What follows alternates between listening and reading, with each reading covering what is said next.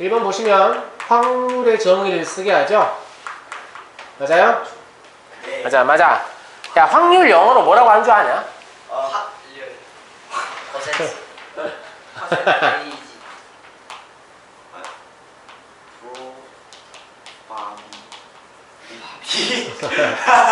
probability라고 하는데 probable 그 뜻이 뭐예요? 뭐 일어날 만한 뭐 이런 뜻이잖아요. 네. 그래서 그 명사화 시켜서 probability라고 하고요. 이거 알려드린 이유는 확률이라는 표현으로 기호를 P를 주로 쓰거든요. 그래서 P는 이런 식으로 문제 풀겠구나. 퍼센트 할 때 P가 아니고요.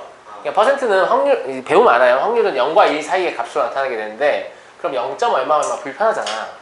그래서 그걸 100배 시켜서 쓰는 게 이제 퍼센트 확률 표현하는 거고, 실제로 퍼센트로 확률 표현할 경우는 별로 없어요. 수학 문제 풀면서 알겠죠? 여기서 그냥 0과 1 사이의 값으로 다룹니다. 아시겠죠? 아시겠죠? 그럼 이점에서 할 수 있지만 확률을 뭐라고 생각할 수 있겠냐면 어떤 사건이 일어날 가능성 정도로 보시면 되겠죠? 근데 그걸 뭘로 표현해야 되죠?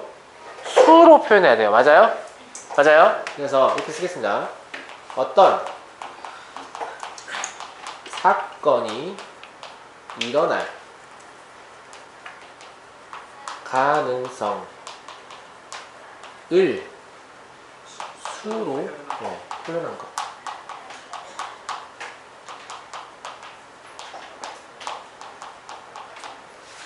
이라고 보시면 돼요. 아시겠죠? 네. 거기 공간 좀 남죠? 이건 이제 중등에서는 꼭 다 알아야 되는 내용은 아니지만 미리 알려드리면, 이 확률 통계라는 이 어떤 영역 자체가 뭐를 다루는 학문이냐면 불확실성을 다루는 학문이에요. 그래서 불확실한 걸 확실하게 할 수는 없거든요. 맞아요? 네. 좀 덜 불확실하게 해보자 라는 측면에서 학문이 발달했기 때문에 확률 자체가 완전하지 않아요. 그래서 확률 하나만 정해서 우리가 문제를 해결할 수 있는 게 아니고 확률의 종류가 여러 가지가 있는데 그냥 이런 게 있다는 거 알고 계세요. 알겠죠? 네. 그냥 써놓으세요. 여기다가 첫 번째 수학적 확률이 있고요.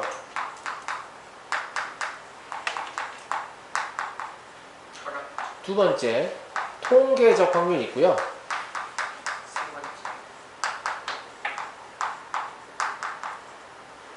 세 번째 기하학적 확률이 있어요. 이거는 고등 가시면 셋 다 배울 거긴 한데 이름도 배워야 되고, 근데 여기서는 이름도 굳이 기억 안 해도 돼요. 그러니까 여러분들이 풀게 되는 문제에 10문제 중에 9문제가 무슨 문제냐면 수학적 확률 문제입니다. 아시겠죠? 아시겠죠? 그리고 통계적 확률은 중등 과정에서는 거의 다루지 않는다라고 보시면 돼요. 알겠냐? 그리고 가끔 뭐가 나오냐면 기하학적 확률이 나오는데 이거 보통 넓이에서의 확률이다라고 특정한 파트만 나옵니다. 그래서 이건 뒤에서 문제풀이 하면서 해결할 수 있어요. 그러니까 중등 과정에서 확률이라고 하면 곧 뭐라고 생각하셔도 돼요? 수학적 확률이라고 생각하셔도 돼요. 아시겠죠? 아시겠죠? 그래서 문제 2번에서 어떤 특정한 사건 A가 일어날 확률 P를 수식으로 나타내시오 라고 했잖아요. 맞아요? 네. 자, 확률을 쓰려면 사실 중등에서는 중요하게 다루는 개념은 아닌데 이런 얘기를 좀 들어봐요. 제가 내일 출근할 확률을 좀 구해보자. 이러면 이럴 수 있잖아요. 선생님 내일 그렇지. 내일 출근하거나 출근하지 않거나 하니까 2분의 1 아닙니까? 이렇게. 그럼 제가 복권에 당첨될 확률을 복권에 당첨되거나 당첨되지 않거나 하니까 2분의 1입니까? 이게 좀 이상하지 않습니까? 50%라고? 복권 무조건 사야 되는 거 아니에요. 맞아요. 이게 좀 말이 안 되는 거 같죠? 네, 말이 안 돼요. 말이 안 되고, 방금 한 것처럼 경우의 수의 관점에 접근하는 건데 수학적 확률이 경우의 수의 관점에 접근하는 거예요. 그러려면 모든 가능한 경우의 수가 같은 정도로 일어날 것으로 기대돼야 돼요. 무슨 말이냐면 제가 복권에 당첨되는 사건과 당첨되지 아니하는 사건이 같은 정도로 기대됩니까? 야, 쌤 오늘 복권 샀다 이러면 선생님 다음 주에 당첨되시겠네 이런 생각이 들어요? 저 새끼 또 이렇게 쓸데없는 희망을 거는구나 이런 생각이 들죠. 맞아요. 그러니까 여러분 생각했을 때도 당첨되기 훨씬 어려운데 이런 생각이 들잖아. 이런 경우에 수학적 확률 쓸 수 없어요. 아시겠죠? 수학적 확률 쓸 수 있는 상황은 가능한 모든 사건이 같은 정도로 일어날 것 같은데 이런 느낌이 들어야 돼요. 어떤 말이냐면 주사위를 제가 던져요. 그럼 1이 나오거나 2가 나오거나 3이 나오거나 4가 나오거나 5가 나오거나 6이 나올 수 있죠. 그러면 2가 딱히 3에 비해서 유리한 것 같습니까? 혹은 6이 딱히 4에 비해서 불리한 것 같아요? 주사위 던졌을 때? 그런 것 같지 않죠? 주사위의 각 면은 균등한 비율로 나올 것이다 라는 어떤 기대감이 있죠. 맞아요, 맞아요. 네. 요거 좀 있어 보이게 각 사건이 같은 정도로 일어날 것으로 기대된다. 이렇게 얘기한 거예요. 알겠냐? 알겠냐? 네. 그래서 전체 경우에서 이거는 그냥 흰색으로 쓸게요. 중요하게 안 달아요. 중학교 과정에서 알겠죠? 네. 전체 경우에서 각 사건이라고 하면 좀 이상한데 각 경우의 수가 라고 할게요. 네. 각 경우의 수가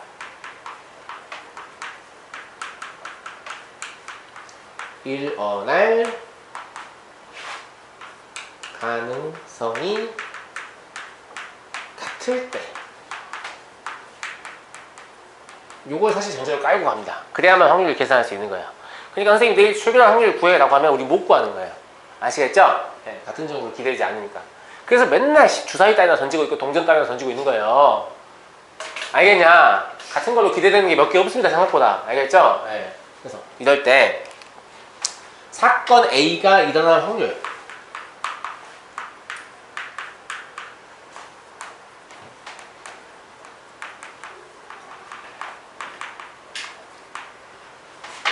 P라 하면 요 P를 여러분들 어떻게 계산하면 되는 거냐면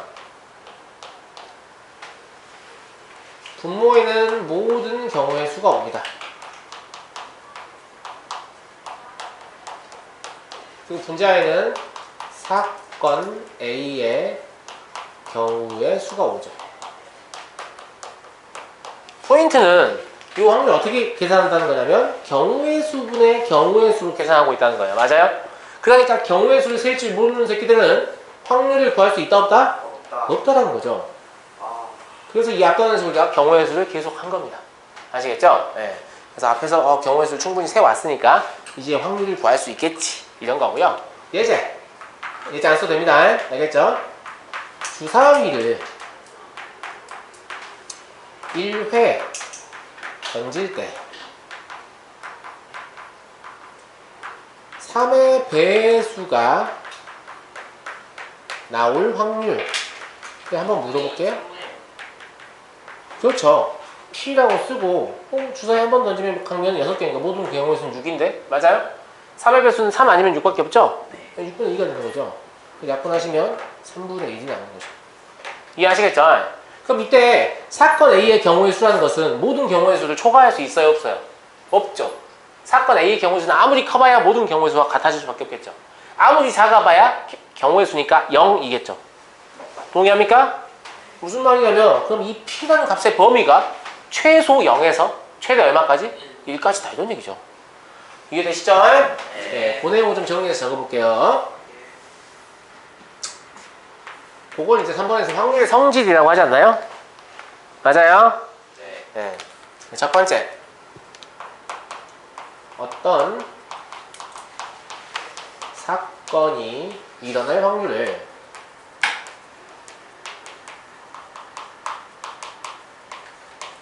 C라 할 때 이때 P는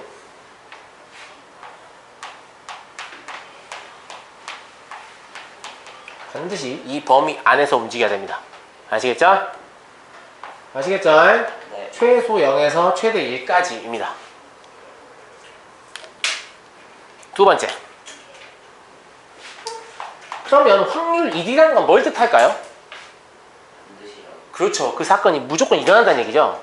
즉 주사위 하나를 던질 때 1또는 2 또는 3 또는 4 또는 5 또는 6이 나오는 사건 이건 무조건 일어나죠.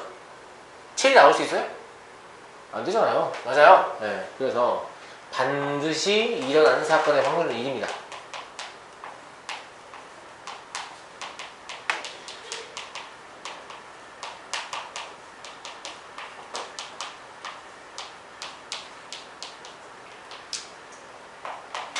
세 번째. 그럼 확률이 0이라는 건 뭘 얘기해요? 절대로 일어나지 못한다는 걸 뜻하죠? 가능성이 없다는 얘기잖아요. 그래서 절대로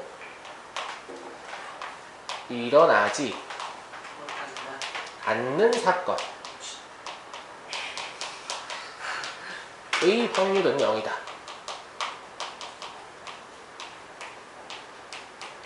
이렇게 생각할 수 있겠습니다. 확률이 0 나왔어. 이상하네? 이렇게 생각하지 말고 이 사건은 일어나지 않는구나. 이렇게 보시면 되는 거죠. 확률이 1 나왔어. 이상하다. 이게 아니고 이 사건은 반드시 일어나는구나. 이렇게 해석하시면 된다고요. 됐습니까? 됐어요? 네.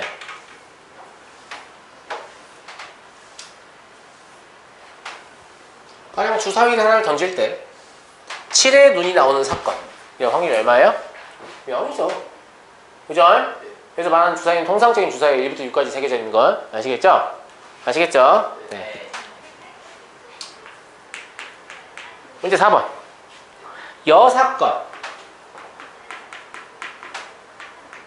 여사건의 확률. 앞에서 경우의 수 문제 풀면서 여사건 이용하지 않았나요? 여사건이라는 명칭만 안 썼으면 아마 이용했을 거예요. 제가 보여드릴게요. 알겠죠? 여사건의 여자는 무슨 여자냐면 남을 여자입니다. 무슨 여자? 남을 여자. 남았다고요. 알겠죠? 네. 잉여 할 때 그 여자예요. 훌륭해요. 알겠죠? 사건 A에 대하여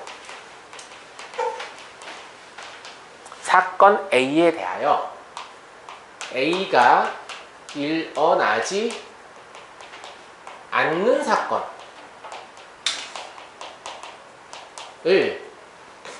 사건 A의 여사건이라고 합니다.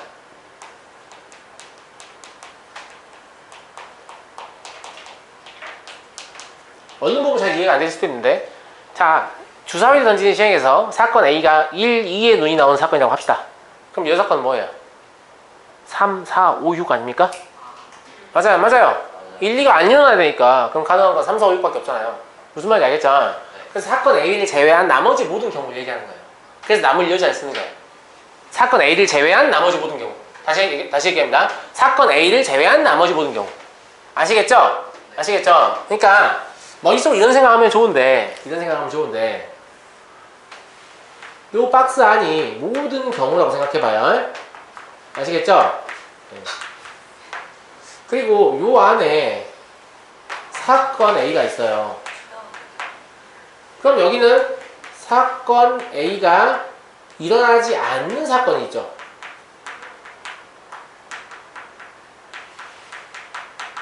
맞아요, 안 맞아요? 맞죠? 그럼 이 그림 보면 뭘 알겠냐면 사건 A가 일어나든 사건 A가 일어나지 않든 둘 중에 하나 해야 돼요. 이해하시겠어요? 그러면 사건 A가 일어나는 확률과 사건 A가 일어나지 않는 사건의 확률을 더하면 얼마가 돼야 되죠? 1이 돼야 되죠. 왜냐하면 둘 중 하나는 반드시 발생하니까. 이해하시겠어요? 그래서 이 그림 보고 사건 A의 확률을 P 그리고 그 여사건의 확률을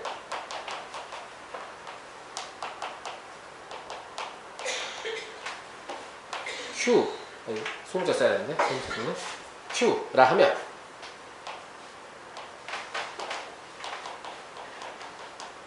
뭘 알 수 있냐면 이때 P와 Q의 합은 반드시 1이다. 이걸 알 수 있죠.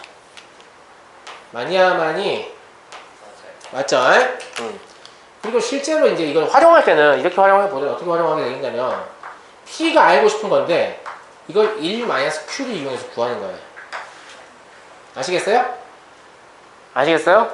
그러면 Q를 이미 알고 있거나 상황은 두 가지죠. Q를 이미 알고 있거나 아니면 Q가 구하기 더 쉽거나.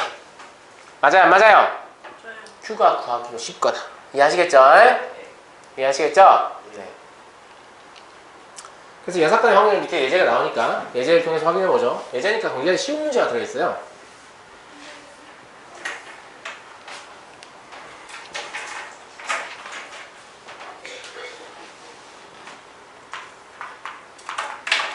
은수하고 민영이가 달리기 시합을 합니다.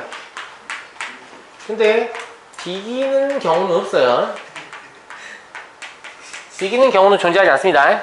아시겠죠? 그런데 은수가 이길 확률이 4분의 3이라고 문제 주셨죠. 맞아? 뭘 물었어요? 민영이가 이길 확률 물었죠? 네. 얼마예요? 4분의 그렇죠. 왜죠? 여섯. 민영이가 이긴다는 건 민영이가 이기는 사건과 똑같은 사건이 뭐예요? 은수가 지는 사건이죠. 비기는 경우가 없기 때문에 은수는 이기거나 지거나 둘 중에 하나 해야 되거든요. 그러니까 이걸 보고 그럼 은수는 4분의 1의 확률로 지는데 그럼 민영이는 4분의 1의 확률로 이기는데 이렇게 생각할 수 있죠. 맞습니까? 네. 맞아요? 네. 굳이 풀이 쓰자면 1 마이너스 4분의 3은 4분의 1 이렇게 되겠죠. 맞죠? 언제 쓴다고요? 언제 쓴다고? 여사건의 확률을 이처럼 미리 알고 있거나 그죠? 아니면 여사건의 확률이 더 구하기 쉬울 때 상대적으로 아시겠죠? 네. 근데 여러분들 중2 과정이니까 문제에서 힌트를 줘요. 문제에서 적어도 어쩌고 뭐 적어도 이런 표현 쓰잖아요. 그럼 여사건을 쓰라는 문제예요. 그렇게 감 잡으면 돼요. 알겠죠? 적어도 어쩌고 저쩌고 한다 이런 말 나오면 여사건 쓰라는 뜻입니다. 그렇게 해석하셔도 돼요. 알겠죠?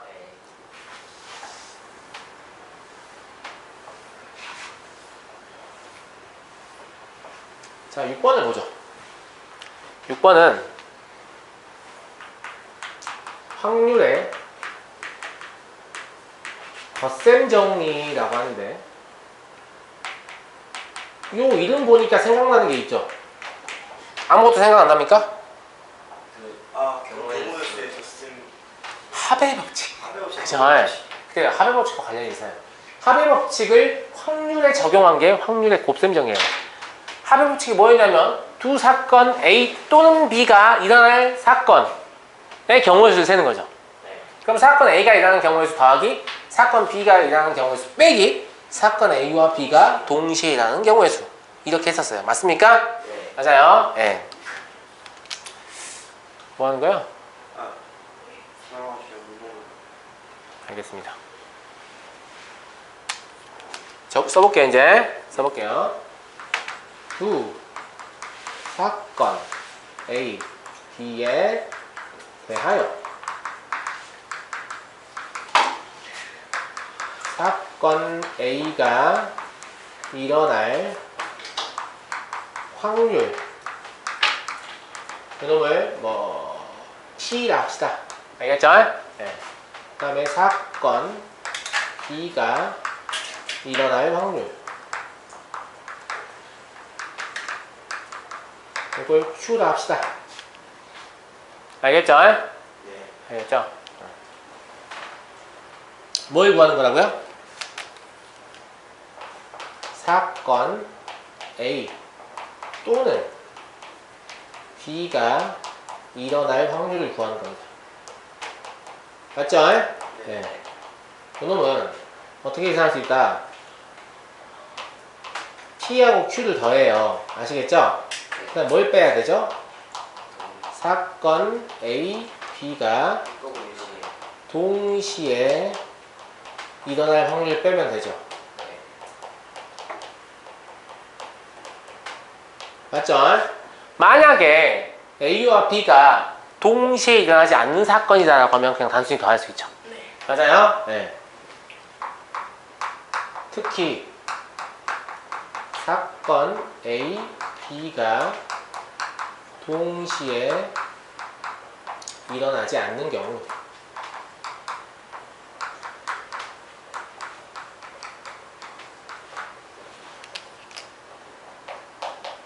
사건 A 또는 B가 일어날 확률은 단순히 P 플러스 Q가 되겠어요. 그죠?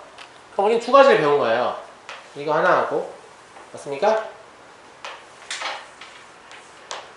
이거 하나 하고. 그러니 안 그러니?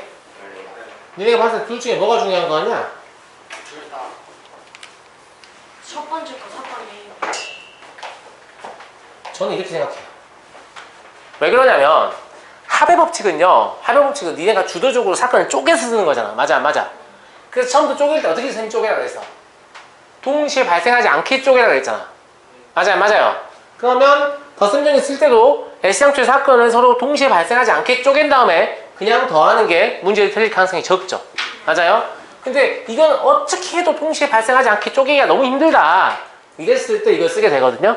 그러니까 주로 이걸 쓰려고 시도를 하셔야 돼요. 이걸 먼저 쓰려고 시도를 하셔야 돼요. 알겠어요? 아시겠죠? 그리고 이유는 알겠어요. 이거 외우는 개념이 아니고요. 합의법칙하고 똑같은 게 요 P가 사실 계산해보면 뭐겠어요? 자, 편의상 모든 경우의 수를 이거 안 써도 돼요. 눈으로 보세요. 알겠죠? N이라 하고 사건 A의 경우의 수를 A라 하고 사건 B의 경우의 수를 P라 해보죠. 알겠죠? 그럼 이 P라는 게 뭐예요? N분의 A 아니에요? 이 Q라는 게 뭐예요? N분의 B죠. 이해되죠? 그럼 얘는 뭐예요? N분의 A 플러스 B 빼기 동그라미. 이게 뭐예요? 동시에 발생하는 경우의 수죠? 근데 이걸 찢어보면 N분의 A 더하기 N분의 B 마이너스 N분의 동그라미 이렇게. 맞아요? 그럼 사건 A가 일어나는 확률 더하기 사건 B가 일어나는 확률 빼기 사건 A와 B가 동시에 일어나는 확률. 맞잖아요? 맞아요. 그러니까 덧셈 정리하고 완전히 일치합니다. 아시겠죠? 여기서는 이게 뭐가 되겠냐? N분의 A 플러스 B죠? 분해하면 N분의 A 플러스 N분의 B죠?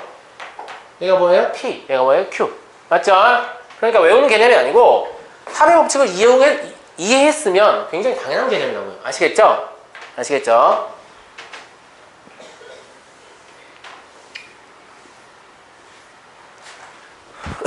그래서 여기에 해당하는 예제 한번 풀어보죠. 7번 보시면 주머니 속에 크기가 같은 흰 구슬이 5개, 파란 구슬이 7개, 빨간 구슬이 9개 들어있다. 흰 구슬 제가 몇 개라고요? 5개요? 네. 그죠? 네. 그 다음에 파란 구슬 몇 개? 7개. 7개. 빨간 구슬 몇 개? 9개. 이렇게 주머니가 있어요. 그럼 총 몇 개가 있는 거죠? 21. 총 21개가 있는 거예요. 아시겠죠? 근데 여기서 임의로 구슬 1개를 꺼내요. 근데 요 1개가 파란 구슬 또는 빨간 구슬의 확률 구하시오. 이게 문제죠? 네. 야, 어떤 구슬이 파란 구슬이면서 빨간 구슬일 수 있냐? 어디에 해당하는 거예요? 맞죠? 여기에 해당하는 거죠. 그래서 어떻게 구한다? 이 P를 구할 때 그냥 파란 구슬이 나올 확률 더하기 빨간 구슬이 나올 확률 하면 되는 거예요. 여기 제 편의상 PB 플러스 PR 이렇게 하죠. 알겠죠?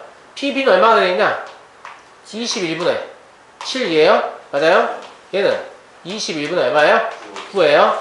그러니까 이게 21분의 얼마가 되죠? 16이 되죠. 이렇게. 이해하시겠어요? 네.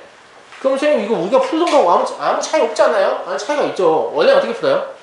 Q는 한 다음에 21분의 이 경우의 수 세죠. 7개, 9개, 16 이렇게 따로 쓰잖아요. 원래 이제 한꺼번에 계산을 하죠. 그죠? 문제를 풀다 보면 처음에는 이게 쉬운 것처럼 느껴지거든요. 근데 이게 쉬워요. 왜냐면 사건의 규모 자체가 작아졌죠. 일일이 센다고 따져보면 이거 7개만 세면 되는 거잖아. 근데 이건 16개 세서야 되죠. 맞아요. 그러니까 특히나 일일이 세는 문제에서 이걸 잘 쪼개면 문제를 쉽게 풀게 되는 거죠. 아시겠죠? 네. 그래서 합의 법칙은 이름이 합의 법칙이라서 학생들이 자꾸 더 하려고 하는데 아니야. 이걸 쪼개는 게 훨씬 중요해. 더하는 것보다. 알겠죠? 이거 오히려 거꾸로 생각하는 게 훨씬 중요하다고요.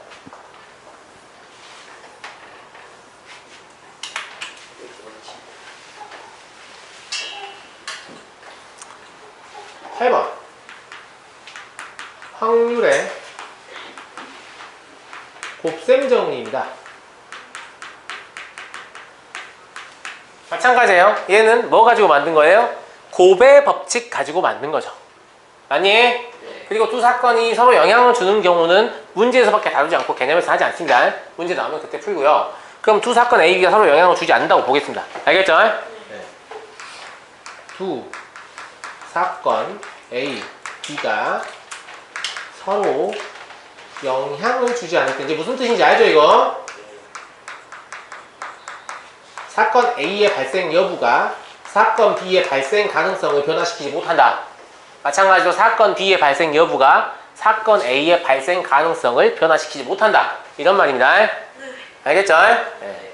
알겠죠? 네.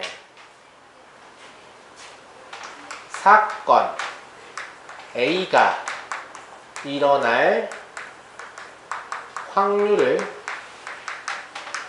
P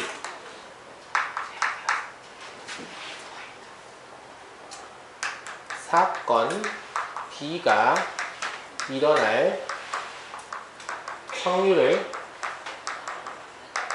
Q 이랬을 때 사건 A, B가 동시에 일어날 확률은 뭐다? P 곱하기 Q다. 아니? 맞아요? 맞아요? 지금 맞다고 한 새끼들 다 손들어 얼른. 자기 머리 때려 얼른. 내가 뭐라 했어? 고배법칙과 고배법칙 쓰려면 뭐라 한다 했죠? 이러면 안 된다고 했어요. 이 앞에 뭐 있어야 돼요? 그러면 가까이 돼요. 그래요. 자, 여러분 낚으려고 지금 이렇게 쓴 거예요. 아시겠죠? 알겠죠? 그 각각에 대하여. 미친놈들이 나온다니까? 이거 모르면 어떤 미친놈들이 나오냐면 주3위를 던지는 시행에서 2의 배수의 눈이 나오는 게 뭐 2분의 1이고 맞아요. 그 다음에 뭐 3의 배수의 눈이 나오는 게 얼마죠? 2의 배수가 2분의 1이고 3의 배수가 3분의 1이잖아요. 맞아요. 맞죠? 근데 이거를 경우의 수로 풀어가지고 선생님 2의 배수는 2개고 2의 배수 3개고 3의 배수 2개 3 곱하기 2 6가지 아니에요? 뭐 이런 소리 한다고요. 알겠죠? 알겠냐? 네, 그래서 각각에 대해서 사건 B가 일어날 확률 이 변화가 없어야 돼요. 알겠죠? 네, 이런 상황에서 이렇게 계산할 수 있다. 이렇게 기억해 주시고요.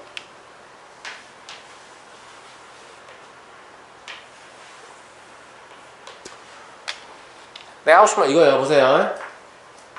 자, 주3위를 예제 안 써도 돼요. 1회 던질 거예요. 알겠죠? 1회 던질 겁니다. 네. 근데 2의 배수이면서 3의 배수가 될 확률을 구하라 했어요. 알겠죠? 네. 2의 배수의 확률 얼마예요? 3분의 1이죠.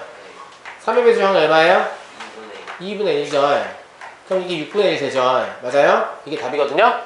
근데 어떤 친구들이 있냐면 이걸 곱셈이 안 쓰고 그냥 계산해 보겠다 라는 측면에서 선생님 2의 배수의 경우의 수가 3개잖아요.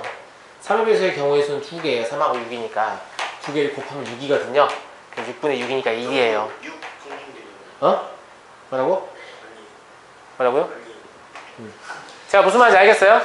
이걸 경우의 수 접근해가지고 3 곱하기 2니까 6 아니에요? 아니 상초가 말이 되냐? 2의 배수이면서 3의 배수면 6의 배수라는 얘기 아니에요. 하나밖에 없잖아요. 근데 이거를 그 각각에 대하여라는 말 생각하지 않기 때문에 그냥 경우수 2개 곱하면 되는 거 아니야? 이러니까 문제를 틀린다고. 쌤말 무슨 말인지 알겠죠? 알겠죠? 네. 그래서 왜 이 2개는 결과가 다른가요? 뭐 이런 걸 실제로 물어보는 학생들이 있었어요. 알겠죠? 다음 요 곱셈변기 문제 보죠. 문제 9번. 영중률이 각각 4분의 3, 5분의 3인 두 양궁선수가 4분의 3하고 5분의 3이라고요? 맞아요? 네. 관역을 향해 동시에 화살 쏩니다. 동시에 미주천안. 동시에 무슨 뜻이에요? 곱셈중이라는 뜻이에요? 동시에 무슨 뜻이에요? 이런 뜻입니다.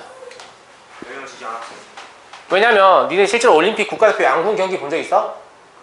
동시에 안 쏩니다. 우리나라하고 중국하고 결승하잖아요. 그럼 우리나라 선수 한 발, 이렇게 3발 먼저 쏘죠. 맞아? 그리고 중국 선수가 또 3발 쏴요. 한 발씩 쏘는가? 한 발씩 쏴요. 한 발 쏘고 이러잖아. 그런데 우리나라 선수가 한 발 쐈는데 막 렌즈 깨버려. 막 정 가운데 꽂아가지고. 그럼 중국 선수가 그 다음에 뭐해? 그러잖아. 근데 우리나라 선수가 뭐 바람을 살짝 잘못 불어가지고 막 6점 이런 거 맞춰요. 그럼 중국에 이렇게 씩 웃으면서 이렇게 쏘잖아요. 맞아요? 그러면 앞 사건이 다음 사건에 영향을 줄 거 아니야, 안 줄 거 아니야? 당연히 줍니다. 당연히 줘요. 그래서 동시에라고 말했으니까 서로 영향을 주지 않습니다라고 말한 거예요. 이해하시겠죠? 두 명 모두 관역에 명중시킬 확률을 구하시오 라고 했으니까 단순히 이 문제는 그냥 4분의 3 곱하기 5분의 3으로 풀면 되겠죠. 영향 안 주니까. 맞아요? 네. 이렇게요. 선생님, 그럼 영향을 주는 문제는 어떻게 나옵니까? 영향을 주는 문제는 이런 식으로 나와요. A라는 양궁 선수가 있는데 이 양궁 선수는 자기보다 먼저 쏜 사람이 명중을 시켰을 경우에 명중률이 3분의 1. 무슨 말인지 알겠죠? 명중을 시키지 못했을 경우에 명중률이 3분의 2, 뭐 이런 식으로. 아시겠죠? 그래서 확률이 다르게 나오는데 그 잘 보면서 쓰시면 돼요. 별거 아니에요. 아시겠죠? 네. 그럼 뭐 문제 나오면 얘기하고요. 문제 10번 여기다 쓸게요. 풀이 워낙 짧았으니까. 문제 10번 보시면 복원 추출 맞아요? 뭐라고요? 비복원 추출. 이거 왜 제가 영어로 써놨냐면 요새 애들 한자를 못해가지고요 말 자체가 더 어려워요. 복원 추출, 비복원 추출, 추출이 뭐예요? 뭐 이래서. 네. 비복원 무슨 뜻입니까? 복원이 뭔데요? 다시 원래 상태로 돌린다. 그럼 비복원 원래 상태로 돌리지 아니한다. 추출은 뽑기. 알겠죠? 그럼 복원 추출은 뽑고 확인하고 다시 넣고 그 다음 사람 뽑고 확인하고 다시 넣고 맞아요? 근데 비복원 추출은 뽑고 확인하고 버리고 뽑고 확인 그렇죠. 비복원이 재입복기에 해당하는 거죠. 이해하시겠죠? 이해하시겠죠? 그래서 보시면 차이가 뭐예요? replacement하고 without replacement 이러잖아요. replacement가 복원이라는 뜻이거든요. 그래서 이렇게 써놨고요. 이 가장 큰 차이가 뭐냐면 첫 번째 복원 추출이라는 놈은 원래 상태로 돌아가죠. 그죠? 그러니까 앞 사건의 앞 사건 2라고 할까요? 그죠? 네. 앞 사건 2 다음 사건의 확률에 영향을 줄 수 없죠. 그러니까 딱 이 곱셈령이를 그냥 편하게 쓰면 되는 상황인 거예요. 아시겠죠? 아시겠죠? 근데 비복원 추출은 영향을 많이 주죠. 줘요 안 줘요? 주죠? 네. 제비뽑기 해봤어요? 네. 제비뽑기를 해보시면 가령 10개 당첨 10개 제비 중에 3개의 당첨 제비가 있다고 해봐요. 알겠죠? 근데 내가 재수없게도 내 순번이요 8번째인 거예요. 알겠죠? 근데 앞에 7명이 전부 다 꽝을 뽑았어요. 그럼 나는 뽑지도 않고 당첨되죠. 영향을 주잖아요. 맞아요? 앞 사람의 실패가 나의 성공 가능성을 높여주잖아요. 또는 어떨 수가 있냐면 앞에 7명이 3개 다 뽑아버렸어요. 그럼 나는 뽑지도 못하고 꽝이죠. 앞 사람의 성공이 나의 실패 가능성을 높여버렸죠. 이렇게 영향을 준다고요. 아시겠죠? 아시겠죠? 네. 그럼 제비뽑기는 먼저 하는 게 유리해요? 나중에 하는 게 유리해요? 똑같습니다. 우리 성공할 수도 있고 실패할 수 있어요. 네, 똑같아요. 네. 나중에 하나, 먼저 하나 당첨된 확률이 동일합니다. 아시겠죠? 문제 11번에 5개의 제비 중에 2개의 당첨 제비가 있다라고 했어요. 5개 중에 2개의 당첨 제비. 원래 원칙적으로 제비 뽑기는 비복원이 원칙인데 이 문제에서는 복원과 비복원 2개로 나눠서 문제 풀라고 했어요. 맞아요? 네.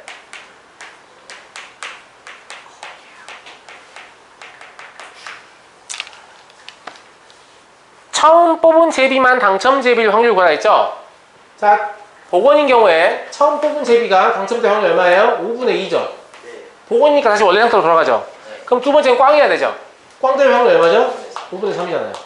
그래서 이건 25분의 6이 될 거예요. 이해되시죠? 맞죠? 비복원인 경우에 처음 뽑은 제비가 당첨될 확률 처음 시는 건 똑같아요. 5분의 2예요. 그런데 당첨 제비를 버려버렸잖아요. 그럼 얘가 뭘로 바뀌냐면 그렇죠. 4, 1, 2로 바뀌죠. 총 제비 개수는 4개, 당첨 제비 개수는 1개. 맞아요? 그럼 확률 자체는 뭐가 되겠어요? 4분의 3이 되죠. 꽝 돼야 되니까. 맞죠? 네. 그래서 뭐 얼마가 되는 거예요? 10분의 3인가요? 맞아요. 이렇게 복원과 비복원일 때 동일한 사건의 확률이 서로 달라진다는 걸 확인할 수 있어요. 아시겠죠? 네. 그래서 영향을 줄 때는 이 변하는 확률을 동시에 고려하면서 문제를 풀면 돼요. 곱한다는 사실은 변하지 않아요. 알겠죠? 알겠죠?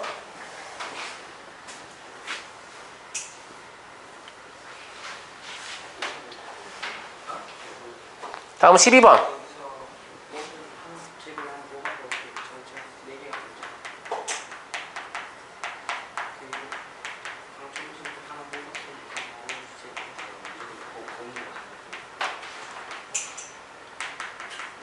이해됐어, 형님? 네. 주사위를 3번 던져서 나온 수를 처음 순서대로 A, B, C라고 하는 거야. 알겠죠? 그리고 직선 AX 플러스 BY는 얼마? C BY 좋냐 이 새끼들아. 그 다음에 3X 플러스 2Y는 얼마? 1이죠. 네. 그죠? 근데 두 직선이 일치할 확률 구하라 했죠. 많이야 많이. 중학교 2학년 1학기 과정에서 이렇게, 그죠? 직선 이전 형태로 쓰는 거 일반형이라고 하는데, 변형적으로 쓰기 일반형 명칭 모를 수도 있겠네. 이런 식으로 쓰면 두 직선이 일치할 조건이 뭡니까? 1하고 C하고 같고 2하고 B하고 3하고 A하고 같으면 돼요? 죽여버린다 진짜. 야, X 더하기 Y는 1하고 2X 더하기 2Y는 2하고 다른 직선이냐? B가 같아요. 그렇죠. 1대2, 1대2, 1대2. 맞아요, 맞아요. 그러니까 두 직선이 일치한다고 했잖아. 그러면 3분의 A는 2분의 B는 1분의 C 이렇게 되겠죠. 맞아요? 이걸 만족하는 A, B, C의 순서쌍은 물론 3, 2, 1도 가능하지만 6, 4, 2도 가능합니다. 동의하시죠? 동의하시죠? 선생님 9, 6, 3은 안 됩니까? 안 되죠. 주사위 눈이 9가 어디 있어요? 맞아요? 그럼 경우수 몇 개인 거예요? 2개인 거죠? 따라서 이때 구한 확률 P는 주사위 3번 던지니까 모든 경우의 수는 6 곱하기 6 곱하기 6입니다. 맞죠?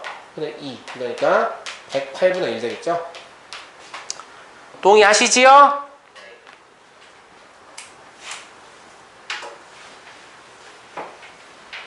문제 13번. 도형에서의 확률.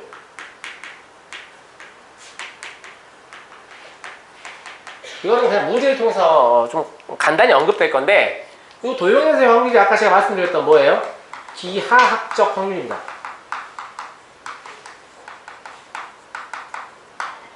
기하학적 확률이라는 이름 몰라도 돼요. 아시겠죠?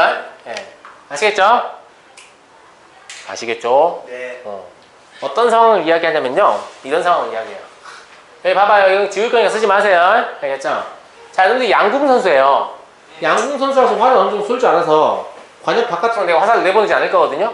근데 여기에 맞춰야만 점수를 얻어요. 아시겠죠? 아시겠죠? 그러면 무조건 여기 맞습니다. 알겠죠? 그럼 여기에 맞춰야만 점수를 얻는데 이때 이 사람이 관역을 명중시킬 확률을 구하고 싶어요. 그럼 확률이란 건 경우의 수분의 경우의 수잖아. 맞아요? 그러면 여기 맞을 화살이 막 이런 데 꽂힐 수 있을 거 아니야. 맞아, 맞아. 맞아, 맞아. 맞죠? 이경 개수를 존나게 센 다음에 얘를 쓰고, 네. 그럼 이 안에 있는 거 존나게 센 다음에 얘를 쓰면 됩니까? 왜 안 되죠? 이게 무수히 많아서 셀 수가 없어요. 그렇잖아요. 이 안에 있는 점의 개수 몇 개예요? 무한개. 점은 크기가 없으니까. 그러니까 셀 수가 있는 거예요? 못 세는 거예요? 못 세는 거예요. 그리고 약간 비약적인 거예요. 뭐가 비약적이냐면, 야, 내가 양궁 선수라며. 그럼 이 점에 맞을 확률이 높을까? 이 점에 맞을 확률이 높을까? 그렇죠. 가운데 쪽에 아무래도 더 가깝게 맞겠죠. 훈련이 그렇게 뒤지게 했는데. 그렇지 않아요? 근데 얘는 모든 지점에 다 똑같은 가능성을 가지고 쏜다고 봅니다. 안 그러면 수학적으로 연산할 수 없어요. 아시겠죠? 아시겠죠? 약간 말이 안 되긴 한데 이렇게 말이 안 되는 것부터 배우기 시작해서 점점 현실에 가까운 모델을 배우게 되는 거예요. 그럼 대학 가서 하는 거예요. 알겠죠? 알겠죠? 네. 그래서 이 사람은 전부 다 똑같은 지점을 이렇게 같은 정도의 가능성을 가지고 모든 이 지점을 쏘게 된다. 이걸 전제를 까는 거예요. 아시겠죠? 아시겠죠? 네. 그래서 요걸 이제 그냥 여러분 수준에 맞춰서 제가 정리를 해드리면 이렇게 정리할 수 있을 것 같은데, 도형에서 어떤 부분에 대한 확률을 구할 때 꼭 관역에 양궁 쏘는 건 아니잖아요. 아닐 수도 있잖아요. 그쵸? 네, 그래서 도형에서 어떤 부분에 대한 확률이다 이렇게 구할 때 아시겠죠? 네. 길이나 넓이나 부피를 경우의 수처럼 생각한다. 이게 포인트예요. 근데 중등 과정에서는 길이나 부피보다는 거의 대부분 뭐가 나오냐면 넓이가 나와요. 아시겠죠? 그래서 그냥 넓이분의 넓이라고 기억하셔도 제가 봤을 때 문제 없을 것 같아요. 알겠죠? 그래서 제가 이렇게 정리할게요. 도형에서의 확률은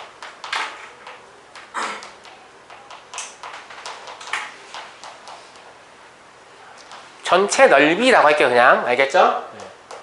도형 전체의 넓이 분의 해당하는 부분의 넓이.